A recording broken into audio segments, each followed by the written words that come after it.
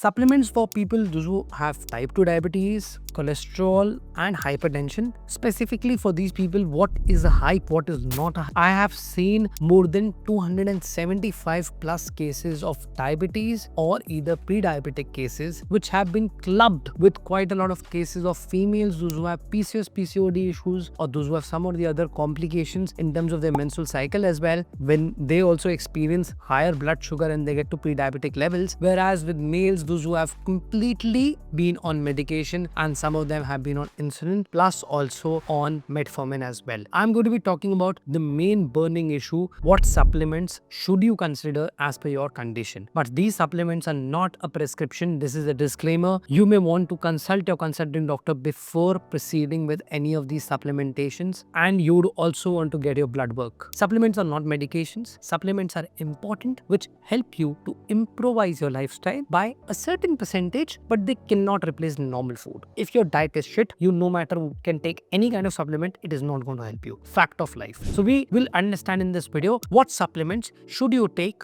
if you have insulin resistance or diabetes, what supplements should you address if you have dyslipidemia, what supplements can support your blood pressure issues or your hypertension issues, and eventually we'll also discuss about what to be cautious about. So we'll divide it into chapters. So chapters are in the bottom bar. Don't forget to pause the video, subscribe to the channel, pressing the bell icon. If you have any questions specifically, please feel free to ask in the comment section, or you can also go to my Instagram page and DM me. KetoHeads is the only channel in India which talks about ketogenic diet, fat loss psychology, and talks about things and topics which are not covered on other YouTube channels. Don't forget to subscribe. Coming back to the topic, we'll move to chapter number 1, supplements for insulin resistance. People those who have diabetes, what supplements to take. We'll also add a keto perspective to it, what you should be taking care of. Insulin resistance improves and you become much more insulin sensitive when you cut out carbohydrates, you sleep well, you take care of the body's fat being utilized as a source of energy, which keto helps you with the root cause. If you're adapting to a ketogenic diet or you're adapting to a low carb diet, it will help you. But there's certain supplements. Now again, before I get to these supplements, I am requesting you, this is not a prescription. Please consult with your consulting doctor before proceeding further. You will have to speak to them, but these are supplements which you can request them or discuss with them, and you can also talk to them, can I take these supplements? If they say yes, very good. If they are ready to tell you the number of supplements which you should take, which will be helpful for you, very good.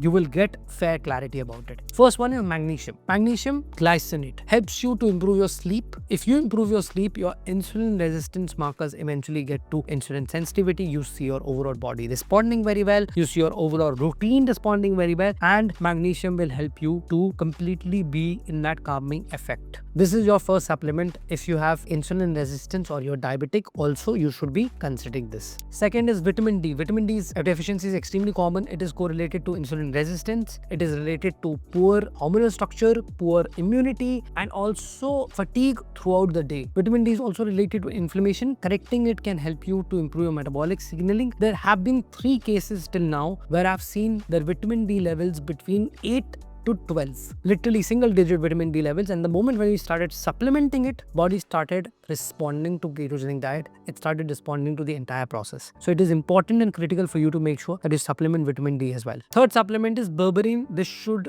be used with a lot of caution. If you're adapting to a ketogenic diet or low carb diet, you may not need berberine. It's also called as nature's metformin. Helps you to load on your blood sugar, helps you to improve your insulin sensitivity, but make sure that you keep a watch on your hypoglycemic effects, you keep a watch on your overall energy levels, you keep a watch on your HbA1c. Berberine is not a compulsion. You need to consult your consulting doctor and also see what kind of current protocol are you on, then only start with berberine. Very important note, if carbohydrates are high, supplements won't compensate, but if you take care of your diet, supplements can help you. They can aid your entire routine. They can help you to make sure that you feel much better. Let's move to chapter number 2, supplements for cholesterol issues or dyslipidemia.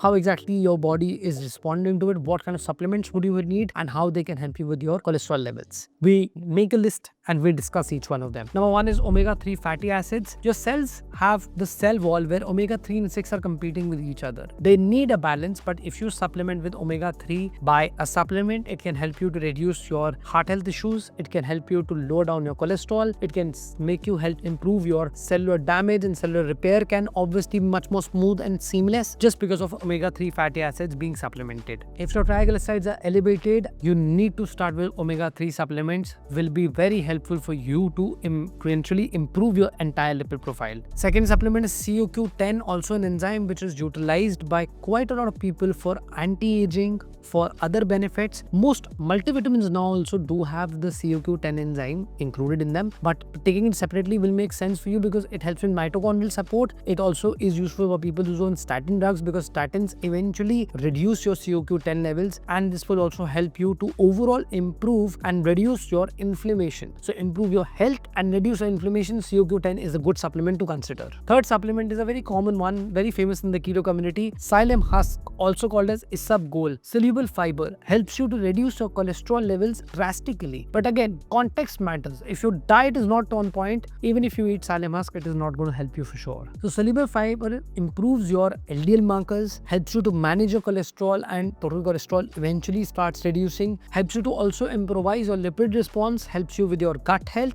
Include psyllium husk in your daily diet. It helps you to make sure that your lipids are stabilized enough. We move to chapter number 3, supplements for hypertension. Hypertension is often linked with insulin resistance, your body's response to excessive glucose, obesity, chronic stress, and there is high sodium imbalance. And there are certain supplements which will be helpful for you if you're on medications for hypertension. Number 1, potassium. Potassium has to be supplemented naturally through foods. You can also find a lot of food groups those who have potassium, but it can be supplemented only under a doctor's supervision. Second is magnesium. Magnesium supplementation can help you to balance out your sodium and potassium levels, also can give you calming effects, also can help your heart rates to get destabilized and get better sleep. Third one is omega-3 supports endothelial function and also helps in lowering your blood pressure modestly, but it is not a major game changer here. Omega-3 is a good supplement to add if you have hypertension also. Important aspect to understand for people, those who have hypertension and those who are adapting to ketogenic diet. On ketogenic diet, your sodium requirements increase, hence your medications may need some changes over a period of time. It may reduce over a period of time and you may want to meet your consulting doctor again. Do not make changes to your medications all by yourself. It's a kind request. Please consult your consulting doctor before making any changes to your medication. Chapter 4, the big warning. Don't supplement emotionally. This is what most people go wrong with. They look at one abnormal report. They start ordering 5 supplements straight away. They do not get their blood work done. They start supplementing after listening to some anecdotal approach or looking at some trend. They understand from their friends that what supplements are they taking and they simply start copying them. They do not curate a supplementation routine for their own self. So any kind of panic, changing of diet, adding of cardio simply increase your stress in the body. It is important for you to start doing things slowly first. What should be your first step?